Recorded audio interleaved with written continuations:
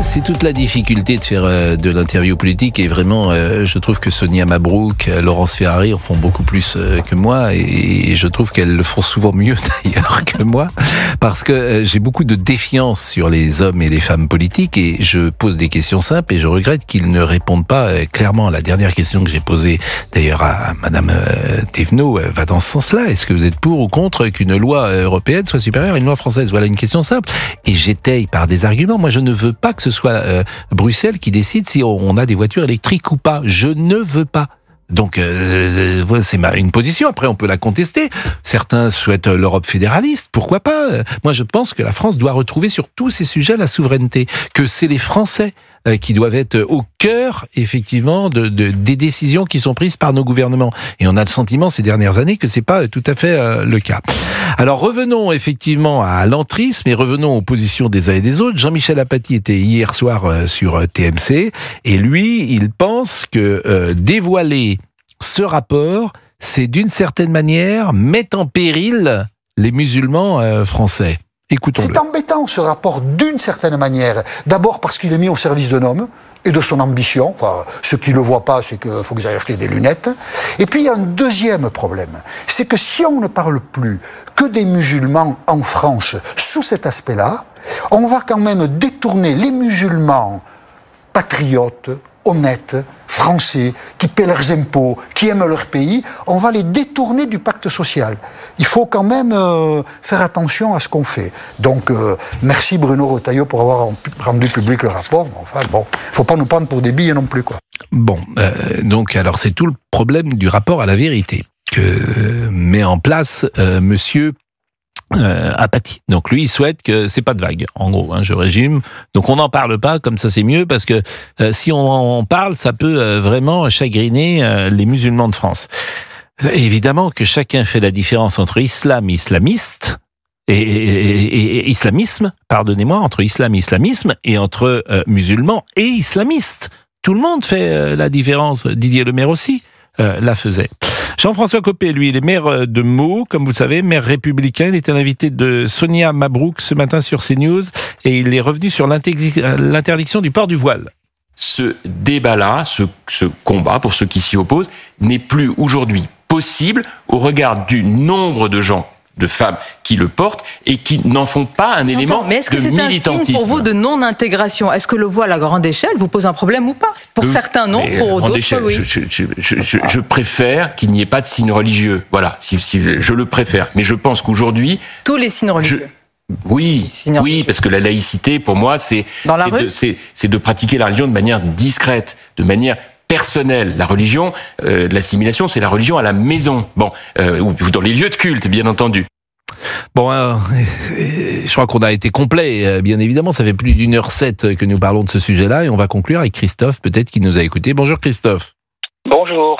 Je pense que vous m'entendez bien. Mais on vous entend très bien. Vous habitez où, Christophe? Oui. Alors j'habite en Saône-et-Loire, dans un petit village à côté de Chalon-sur-Saône. Bon, est-ce qu'on peut connaître votre engagement politique, votre sensibilité politique? Plutôt de droite que de gauche, parce que plutôt que de droite, les Républicains, Reconquête. Peu importe. Non, je préfère pas m'étendre sur ce sujet parce que c'est pas le but de mon appel. D'accord. Vous êtes enseignant, je crois. Oui, c'est ça. Vous êtes professeur de quoi? Professeur des écoles, donc enseignant en école élémentaire depuis 25 ans maintenant. Là, il n'y a pas de souci en école élémentaire. Il n'y a pas d'entrisme, j'imagine, avec des petits-enfants de 7 ans ou 8 ans. Alors, détrompez-vous.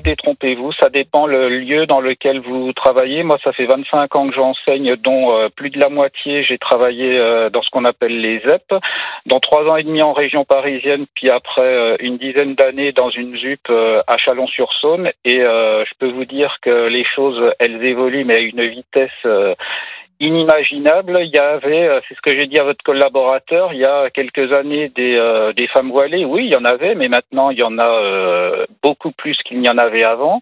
Il y a des femmes que vous voyez, que vous avez croisées, des mamans d'origine maghrébine qui étaient, on va dire, habillées à l'européenne, maquillées, etc. Puis du jour au lendemain voilées des pieds à la tête, vous ne savez même pas pourquoi. Et alors moi, dans l'école où je suis, ça pose pas trop de problème parce que je suis un petit village, donc On va dire que la communauté nord-africaine est plutôt en minorité, donc on n'a pas les problèmes qu'on peut avoir dans les UP.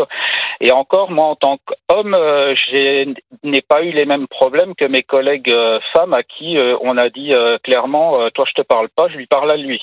Donc déjà, rien que ça vous situe le niveau.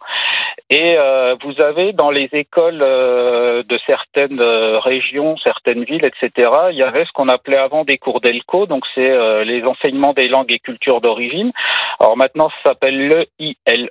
Donc grosso modo, pour simplifier, c'est ce qu'on appelle les cours d'arabe, marocain, algérien, tunisien. Il y a du turc. Il y a aussi dans certaines zones du croate, etc. Et vous êtes obligé pour ces enseignements-là de laisser une salle de classe à disposition. Il faut du matériel, la photocopie, etc. Mais moi, ce qui m'a fait bondir quand j'étais dans les écoles à Châlons, c'est le retour de certains enfants par rapport à ces cours qui me disaient faut pas utiliser la main gauche parce que c'est la main du diable, il y a ceci, cela. Mais je me dis, mais qu'est-ce qu'on enseigne là-dedans alors qu'il y a personne qui regarde, qui vérifie? Et normalement, ces cours-là sont c'est des accords entre l'éducation nationale et les comment ça s'appelle, pas les ambassades, mais les consulats du pays d'origine. Et enfin, je veux dire, il y a des zones où moi je suis parti. J'entends. On a toujours besoin dans ces cas-là d'éléments précis. Qu'est-ce que vous entendez, par exemple? Qu'est-ce qui vous paraît intéressant de rapporter à l'antenne? Mais il y a des choses, par exemple, on va, dans le cadre d'un projet culturel, on va visiter une église, on va visiter une cathédrale pour voir la décoration, étudier le travail du vitrail. Ah, moi, j'ai pas le droit de rentrer dans une église, c'est interdit, ma grand-mère me l'a interdit. Enfin, vous voyez, ce genre de choses, quoi. Donc ça, vous l'avez vécu?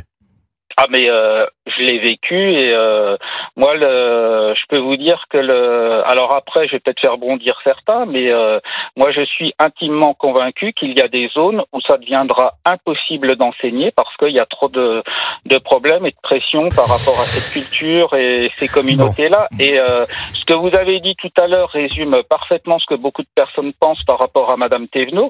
Alors, je sais pas dans quelle école elle a appris à être femme politique, mais franchement, cette école-là, on peut lui décerner un trophée de la qualité de l'enseignement parce que au niveau langue de bois, etc., mais c'est insupportable d'entendre un discours pareil où on se voile la face et on ne fait rien. Et moi, ce que j'ai dit à votre collaborateur, le jour où il va se passer quelque chose, ça sera sanglant et extrêmement violent. Et il faudra rester planqué chez soi pendant plusieurs jours parce que ça sera incontrôlable. Bon, il est 12h11, on va marquer une pause. C'est vrai que elle a un mérite, Madame Thévenot, bien sûr, elle s'engage et elle l'a souligné d'ailleurs plusieurs fois, elle m'a dit engagez-vous. Bon, je trouvais que c'était assez faible comme argumentation parce que c'est pas parce que c'est de dire à l'autre viens à ma place, essayer de faire mieux, c'est pas ça le débat, me semble-t-il. Mais en revanche, je l'ai dit plusieurs fois et je le répète, faut saluer quand même son engagement. Bon.